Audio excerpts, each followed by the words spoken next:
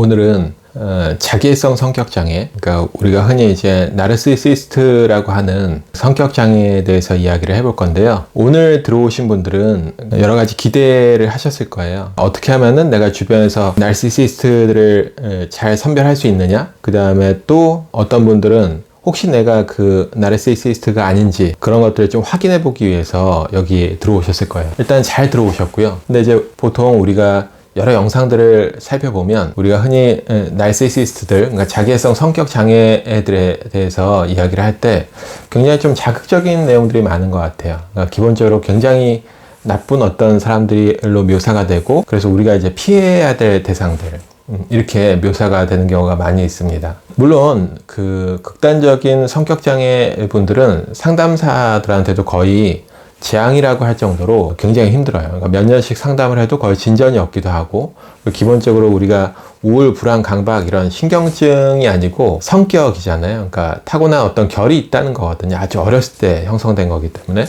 그래서 쉽게 고쳐지지 않고, 실제로 굉장히 그 우리가 말하는 외현적 자기애, 그러니까 적극적으로 자신을 드러내고 끊임없는 찬사를 요구하고 그다음에 특별 대우를 원하고, 그런 분들을 제가 만난 경험이 있는데, 실제로 상담 과정에서 제가 어떤 웅대한 자기상, 그러니까 거기에 손상이 가는 어떤 이야기를 툭 건드렸다가 굉장히 불같이 화를 내고 또 심한 말을 듣고, 이런 경험들도 충분히 있습니다. 그래서 그런 경우에는 우리가 충분히 좀 피해야 될 대상, 거리두기를 해야 될 거고요. 그리고 이제 보통 상담에서도 상담에 진짜 와야 되는 그 성격장애이신 분들은 오지 않고, 이제 그들에게 피해를 받은 분들이 이제 온다는 이야기도 있어요. 정작 와야 되는 그들은 오지 않는 거죠. 그만큼 이제 성격장애는 어렵고, 그 다음에 사실은 관계 맺기 하기도 쉽지가 않아요. 그리고 그 주위에 있으면 주위에 있는 분들이 굉장히 피폐해지는 게 맞죠. 왜냐면 기본적으로 이제 이 나르시시스트의 기본적인 특징 중에 하나가 자기 중심적이라는 거잖아요. 자기 중심적이라는 거는 어떤 그 의사결정을 할 때 이제 옳고 그르냐, 동양에서 이것을 뭐 이제 시비분별을 하고 하기도 하고, 의자로 표시하기도 하죠.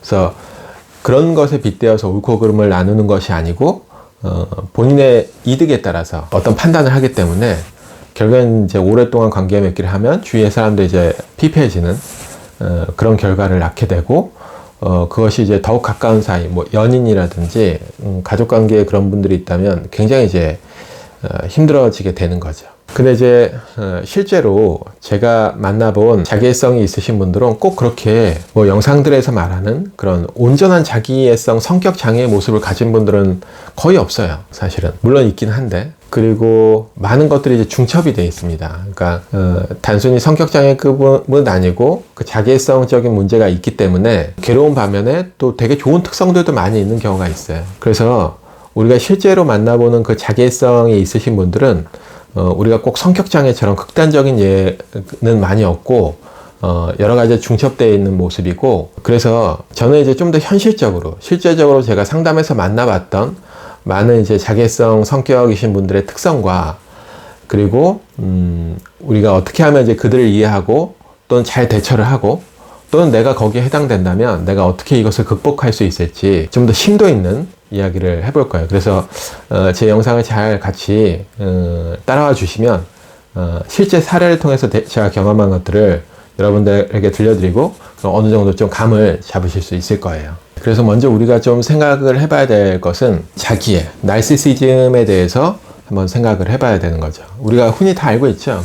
그리스 신화에서 나르키소스라는 소년이 이제 물속에 비친 자기 모습을 보고 너무 이제 사랑에 빠져서, 거기에서 이제 그 신화를 이제 심리학에서 가져와서 나중에 이제 그 프로이드가 좀 쓰게 되는 거죠. 최초에 프로이드가 가져온 건 아닙니다. 나중에 이제 프로이드가 그걸 끌어들여서 본인의 논문이나 이런 데서 이제 등장을 시킨 거죠. 그래서 기본적으로 이제 자기가 자기를 사랑하는 마음, 근데 사실은 정확히 말하면 자기가 자기를 사랑하는 마음, 이런 건 자존감에 해당이 되는 거고, 이 나르시시즘은 좀 더 자존심과 관련된 주제, 그러니까 자존감보다는 자존심과 관련된 주제라는 거죠. 그래서 남이 나를 평가해 주길 바라는, 그러니까 좋게 평가해 주길 바라는 이런 모습이라고 볼 수 있는 거죠. 여기서 우리가 한 가지 생각해 봐야 되는 거는, 과연 이 그 나르시시즘의 문제에서 우리 모두는 자유로울 수 있는가? 대부분은 우리는 이제 어떤 타인을 바라보는 시선에서 대부분 이제 영상 같은 데서도 저 사람이 나르시시스트고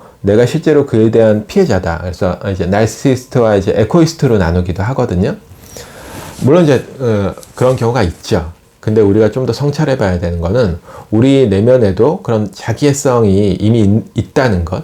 그리고 이제 이것이 어찌 보면 인간의 본성이고 우리 모두가 가지고 있는 거예요. 그래서 다른 식으로 얘기하면 선민의식이라고 볼 수도 있고, 그 다음에 이제 프로이드 같은 경우는 우리가 이제 문명으로부터 어떤 보호를 받잖아요. 자연의 폭압이나 또는 이제 죽음의 여신, 그 다음에 자연재해 이런 것들로부터 운명이라는 걸 탄생시켜서 우리가 보호를 받는데 대신에 이제 우리의 자유를 억압받잖아요. 그런 관점에서 인간은 어떤 그런 거래를 통해서 대가를 지불하게 되고 문명으로부터 억압당하는 그 나르시시즘의 손상이라고 얘기하거든요.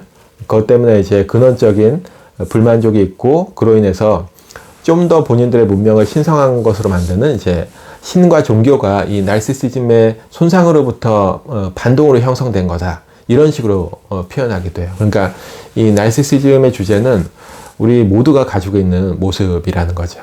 그리고 사실 제가 그랬어요. 저 역시도 그 어릴 적부터 나르시시스트적인 성향이 형성될 수 있는 모든 조건을 갖췄습니다. 예.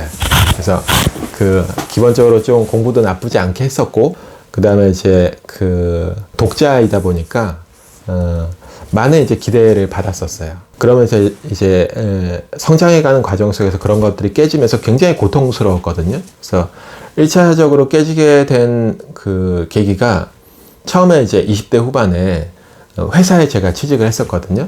회사에 들어갔을 때 처음으로 깨지게 됐어요. 그러니까 군대도 갔다 오고 20대 후반에 이제 제가 군생활도 하다 보니까 뭐 병장도 하고 여러 가지 이제 리더 경험도 해보고, 그래서 제가 되게 똑똑한 사람인 줄 알았거든요. 근데 회사에 들어가서 거의 처참히 깨졌습니다. 그러니까 회사는 기본적으로 일 못하면 혼나는 거죠. 욕먹잖아요. 근데 제 인생에서 참 그렇게 수치스러운 적은 처음인 거죠. 근데 더욱더 나를 초라하게 만들었던 거는 이 세상은 정말 일 잘하고 똑똑하면서 성격 좋은 사람도 너무나 많구나, 이런 걸 알게 되면서 이제 자기애성이 이제 산산이 조각나는 사건이 있었죠. 그리고 이제 두 번째는 제가 이제 철학과를 전공을 했는데, 기본적으로 이제 상담 그 대학원 전공은 있고 이제 사람을 좀 더 이해하기 위해서 제가 이제 철학과 석사와 이제 박사 과정을 밟았는데요. 철학과에 처음에 갔을 때 다시 한번 이제 그것들이 무너지는 계기가 있었어요. 그래도 기본적으로 철학과를 간다는 것은 그래도 좀 자부심이 있거든요.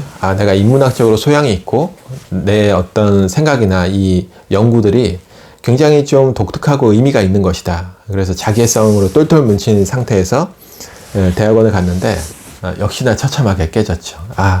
언제 깨졌냐면요. 제가 이제 석사 논문을 쓰면서 완전히 깨졌습니다. 제가 생각했던 이 독특한 사유들은 다른 사람들도 다 하고 있는 거고 이미 연구가 다 되어 있고요. 하다못해 2500년 전에도 그런 생각을 했던 사람들이 있고, 그래서 석사 논문을 쓰는데 한 페이지를 못 나가는 거예요. 그러면서 제가 깨달았죠. 내가 정말 아는 게 하나도 없구나, 이런 것들을 깨닫게 되는 거죠. 그러면서 이제 자기애성이 산산이 부서지는 어떤 경험들을 했습니다. 그래서 저뿐만이 아니라 이제 모두가 가지고 있는 모습이거든요. 그래서 이 자기애성의 문제를 너무 그렇게 멀리 바라보지 않고 좀 자기 분석을 해보는 하나의 도구로 사용해 보셨으면 좋겠고, 그럼에도 불구하고 이제 자기애성이 심하신 분들 옆에 있으면은 굉장히 피해를 받게 되잖아요. 그래서 좀 더 현실적으로 그들을 구분해낼 수 있는 것, 이런 것들을 좀 얘기해 보면 좋을 것 같습니다. 그래서 이제 우리가 구분해 봐야 되는 거는, 첫 번째는 외현적 자기애와 이제 내현적 자기애예요. 그러니까 제가 상담 현장에서 흔히 많이 만나는 자기애성, 그러니까 나르시시스트들은 대부분 외현적 자기애가 아니라 내현적 자기애적 성격이 있다는 거죠. 그러니까 외현적인 거는 누가 봐도 겉으로 드러나는 거예요. 그러니까 끊임없는 찬사를 요구하고 특별 대우를 원하고 특권의식, 그 다음에 뭐 거만한 모습, 이런 것들이 이제 전형적으로 드러나는, 사실은 이제 이런 모습들을 우리가 이제 정치하시는 분들에게서 가끔 좀 볼 때도 있죠. 그래서 이제 그렇게 전형적으로 드러나는 모습인데, 대부분 제가 만난 자기애성 성격장애이신 분들은 그런 모습이 아니라 내연적 자기애. 그러니까 처음 만나면 굉장히 수줍고 좀 위축돼 보이기도 하고 사람들의 평가를 지나치게 신경 쓰고, 그래서 처음에 보면은 약간은 그 사회공포, 약간 소극적인 사람으로 이해하기 쉬워요.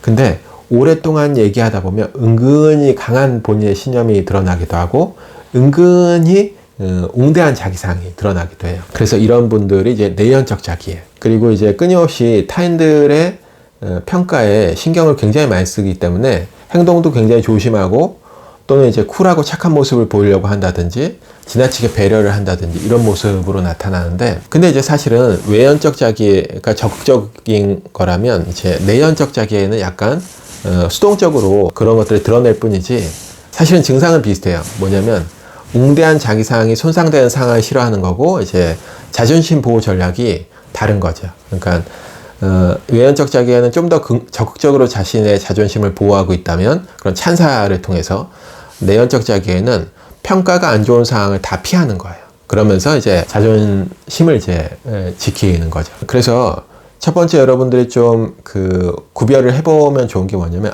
그래, 기본적으로 우리가 일상생활에서 자주 보는 모습은 이제 외연적 자기애보다는 내연적 자기애이신 분들이 굉장히 많아요. 그리고 이게 이제 현대 심리학에서 어떤 사회 부적응이나 조직사회에 적응 못하는 핵심 주제로 떠오르고 있습니다. 그리고 이제 이런 분들이 실제로 접해보면 아까 앞서 말씀드린 정말 이제 극단적인 자기애, 되게 너무 자기중심적이고 주의를 피폐하게 만들고 사람을 이제 이용하고 그 다음에 착취적이고 이런 분들은 많이 없어요. 그러니까 오히려 여러 가지 모습이 중첩되어 있죠.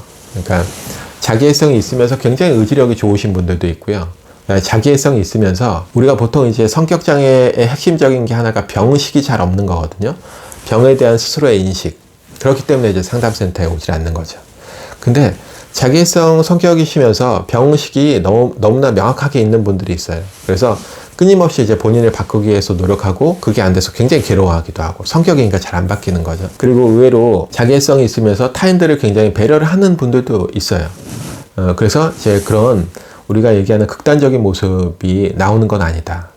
그래서 또 우리 주변이나 우리 가족 중에서도 그런 모습이 충분히 있고 내 안에 그런 모습이 있는지 다시 한번 확인해 볼 필요가 있습니다. 우리가 그러면 이제 이 내연적 자기애, 잘 드러나지 않는 자기애적 성향이 있으신 분들을 어떻게 이제 구분하냐면요. 아까 말씀드린 대로 내연적 자기애가 있으신 분들은 약간 처음 만나면 소극적이고 약간 수줍은다고 소심하고 이런 모습이 보인다 그랬잖아요. 그래서 이제 상담하시는 분들도 이걸 좀 오해를 해서 잘못 진단하면 이제 사회공포로 이제 오인하는 경우가 있거든요. 그래서 우리가 구분해 볼 수 있는 게, 사회공포의 첫 번째 대표적인 증상 중에 하나가 이제 발표불안이잖아요. 그래서 예를 들어서 어느 대학생이 있는데 실제로 그냥 발표불안만 있는 경우에는, 전형적인 발표불안은 내가 거기에 대한 프레젠테이션에 대한 준비를 충분히 했어요. 그럼에도 불구하고 사람들의 시선을 막 받는 상황, 거기에서 뭔가 수행해야 되는 그 상황이 너무 떨리고 두려워서 이제 그것을 이제 피하고 싶은 것, 이것이 이제 사회공포라고 한다면 자기애성은 약간 달라요. 나가서 사람들 앞에서 이야기하고 자기를 드러내는 것은 문제가 없어요. 오히려 좋아하는 경우도 있거든요. 하지만 이제 자기가 뭔가 준비가 부족해서 발표를 했을 때 평가가 좋지 않을 것 같고 뭔가 자존심이 상할 것 같은 모든 상황을 다 피한다면 이제 자기애성으로 볼 수 있는 거죠. 그래서 약간 구분이 달라요. 그래서 그런 것들을 잘 보셔야 됩니다. 그래서 이제 좀 더 자기애성에 대해서 설명을 해보면요. 우리가 이제 여러 가지 행동 특성들이 있잖아요. 자기애성들에 대해서 다른 영상들을 보면 많이 나와 있을 텐데, 아까 말씀드린 대로 뭐 과도한 찬사를 요구한다든지, 뭐 인지적으로 특권의식이 있다든지, 좀 거만한 태도를 보인다든지, 또는 뭐 귀인 양식이, 뭐 내가 뭔가 일이 틀어지면은 뭐 다 외부로 기인해서 남 탓을 해버리고 뭔가 성공한 것은 본인에게 내적 기인을 해버린다든지 자기 것으로 끌고 들어오는 거죠. 그리고 이제 뭔가 자존심 상하는 일이 있으면 논쟁을 한다든지 막 꼭 복수를 한다든지 이런 여러 가지 모습들이 있는데요. 그 모습들을 한 가지로 표현하면은 결국에는 이제 웅대한 자기상이 있다는 거예요. 자기가 생각하는 웅대한 자기 모습이 있다는 거죠. 그게 이제 하나의 어릴 적에 형성된 약간의 본인에 대한 환상 같은 건데요. 대표적인 사람이 누구냐면 우리가 너무나 잘 아는 이제 스티브 잡스 같은 경우도 어떻게 보면 이제 자기애성 성격이 굉장히 많은 사람인 거죠. 하지만 이제 그 사람이 왜 이렇게 자기애성 성격 장애로 이렇게 문제가 되지 않냐면 그 사람은 기능이 다 따라가 준 거예요. 그만큼. 그렇기 때문에 이제 천재로 불리우고 이제 어떤 선구자로 기억 속에 남는 거죠. 하지만 이제 대부분 이제 그 자기애성 성격이 있으신 분들은 그만큼 기능이 따라가지 못해서 이제 너무나 큰 목표이고, 그렇기 때문에 이제 항상 대부분 좌절을 경험하게 되고, 웅대한 자기상에 이제 스크래치 나는 경우가 되게 많이 있어요. 그리고 이제 이 웅대한 자기상에 손상이 일어나면 굉장히 힘들어지는데, 그 대표적인 게 결국엔 이제 실패 경험인 거죠. 그러니까 우리가 살아가면서 우리는 결코 실패 경험을 피할 수가 없잖아요. 근데 이제 그 실패를 경험하게 되고, 그렇게 되면 결국에는 웅대한 자기상에 손상이 일어나고 자존심 상함이 벌어지고, 그 다음에 대부분 이제 회피 전략으로 가거나 아니면 이제 합리화를 쓰는 경우가 많이 있죠. 그래서 뭐 제가 이제 많이 만나는 학생들이 있는데, 예를 들면 뭐 고시 공부를 한다거나 수능 뭐 정시를 본다거나 할 때도 본인이 생각하는 목표는 굉장히 높은 거죠. 그래서 실제로 뭐 네가 공부를 하루에 얼마 정도 할 거야? 뭐 정시를 본다고 하면, 수능을 본다고 하면 그러면은 저는 대략 한 10시간 정도 나올 것 같아요. 그럼 실제로 찍어보면 그만큼 나오지 않는 거죠. 5시간, 4시간 정도 나올 때도 많이 있고요. 그리고 이제 그 괴리가 굉장히 큰 거죠. 그리고 이제 실제로 본인이 생각했을 때는 본인이 이제 좋은 대학을 갈 거다 이렇게 예상을 했는데, 실제 성적, 그러니까 모의고사 성적을 받아보면 그게 이제 본인이 원하는 만큼 성적이 안 나오잖아요. 그러면은 이제 바로 회피 전략을 쓰는 거죠. 그러니까 우리가 이제 합리화라고 하는데, 그때부터 이제 동기를 따지기 시작합니다. 근데 뭐 내가 공부를 원래 하고 싶었던 게 맞나? 요즘은 공부 안 해도 성공하는 사람들 많던데 이게 의미가 있나? 또는 나는 원래 좀 예술 쪽에 관심이 있었던 것 같아. 또는 이제 나는 유학을 가야겠어. 이런 식으로 이제 회피 전략이 나오는 거죠. 이 합리화라는 것은 이제 방어 기제 중에서 자존심 보호와 관련된 자기 기만적 방어 기제라고 하거든요. 그렇기 때문에 이제 자존심 보호가 핵심인 경우고, 나르시시스트들이 가장 두려워하는 건 언제냐면, 차라리 내가 공부를 안 하고 성적이 안 나오는 건 괜찮아요. 왜냐면 그거는 내가 공부를 열심히 하면 언젠가는 잘 나올 수 있다는 여지가 항상 있거든요. 근데 정말 두려워하는 상황은, 내가 공부를 있는 힘껏 했는데, 최선을 다해서 했는데 그때 결과가 안 나왔을 때는 도망갈 구멍이 없잖아요. 결국에는 내가 능력이 부족한 사람이라는 것을 인정할 수밖에 없는 거죠. 그래서 그런 상황을 다 회피하고 합리화 전략을 많이 쓰게 됩니다. 근데 이제 그게 장기간 지속되면 결국엔 이제 본인이 실제로 생각하는 웅대한 자기상과 거리가 멀어지게 되는 거죠. 그러면서 사회적으로 좀 더 점점 이제 약간은 뒤처지고, 나중에 되면 이제 도태되는 느낌이 들기도 하고, 그래서 스스로 굉장히 괴롭고, 이분들이 느끼는 자기애성의 손상에서 오는 그 괴로움은 정말 이제 죽고 싶다고 표현할 정도로 굉장히 고통스러워요. 그리고 이제 심한 경우에는 집에서 이제 그런 충격을 한번 받으면 몇 년씩 나오지 못하는 이제 운둔형 외톨이가 되기도 하고, 그러니까 이게 실제로 제가 이제 만나본 자기애성 성격이신 분들의 어떤 모습이라고 보시면 돼요. 그래서 이제 좀 더 이어서 이야기를 해보면, 이분들은 기본적으로 목표도 굉장히 높거든요. 이분들이 왜 이렇게 목표가 높냐면, 일반 사람들이 봤을 때 왜 이렇게 높은 목표를 가지고 있는 거야? 이렇게 얘기하는데, 그분들 입장에서 높은 목표가 아니에요.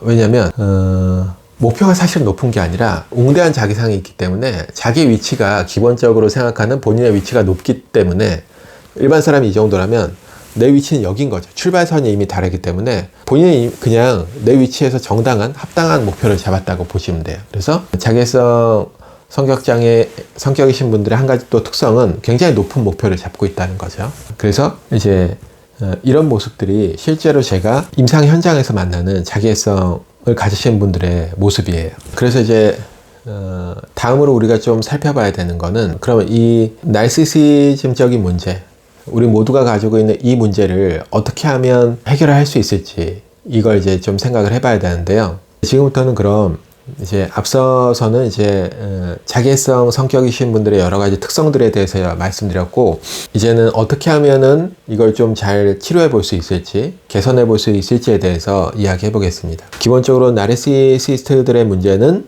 이제 웅대한 자기상인 거죠. 그러니까 본인 스스로가 이제 가대평가되어 있다는 건데요. 결국에는 이 이야기의 핵심은 어떻게 하면은 실제 본인 모습과 이 웅대한 자기상의 괴리를 줄일 것인가, 이것 때문에 모든 문제가 발생하는 거거든요. 이것 때문에 주위도 피해를 보고 본인도 힘들어지는 거죠. 근데 보세요. 이 갭을 줄일 수 있는 거는 두 가지인 거죠. 하나는 웅대한 자기상의 목표를 좀 낮추는 거예요. 또 하나는 이렇게 달성해내는 거죠. 근데 이 웅대한 자기상의 목표를 좀 낮춘다는 거는, 만약에 이제 그 자기애성이 있으신 분이 거의 뭐 한 70대 이상이다. 그러면 이제 인생의 많은 부분을 이제 살아오셨고, 이제 앞으로 뭔가를 크게 이루는 것보다는 어떻게 보면은 이제 좀 정리해가는 나이라고 볼 수 있잖아요. 그럴 때는 이제 우리가 흔히 좀 이걸 낮추라고 얘기해 볼 수 있겠죠. 그래서 우리는 이거를 좀 있는 그대로 내 모습을 받아들이는 것, 좀 집착을 내려놓는 것, 이런 식으로 접근해 볼 수 있어요. 근데 아직 좀 나이가 어리고 젊다면 어느 정도는 사실 도달을 해야 돼요. 그러니까 이거를 100% 낮출 수가 없어요. 왜냐면 기본적으로 어떤 성격이기 때문에. 그래서 기본 전제는 우리가 흔히 그냥 쉽게 말하는 식으로 이거를 완전히 좀 집착을 버리거나 없앨 수 없다는 거죠. 그건 너무 이론적인 거고, 현실적으로는 너무나 힘든 거고, 그래서 어느 정도 본인의 모습을 받아들여야 되겠지만 결국에는 어느 정도 내가 원하는 그런 높은 성취를 좀 해내야 되는 게 핵심 과제일 수 있어요. 그럼 첫 번째 필요한 게 뭘까요? 결국에 첫 번째 필요한 거는 자기평가 오류에서 벗어나는 겁니다. 굉장히 어려운 이야기인 거죠. 되게 아이러니하게도 본인이 생각하는 이 높은 목표를 도달하기 위해서는 먼저 본인의 웅대한 자기상이 깨지는 작업이 필요해요. 이건 굉장히 고통스러운 거죠. 그래서 상담 현장에서도 이런 것들을 깨뜨리는 작업을 시작하면 굉장히 저항에 부딪히는 경우도 많이 있어요. 본인도 괴로워지고, 그리고 자기평가 오류에서 벗어난다는 것은 그냥 이론적으로 또는 이성적으로 하는 것이 아니라 체험적으로 그런 통찰이 와야 돼요. 그래서 필요하면 본인의 기저점, 그러니까 내가 어느 정도 수준인지를 정확히 찍어보는 연습을 해봐야 됩니다.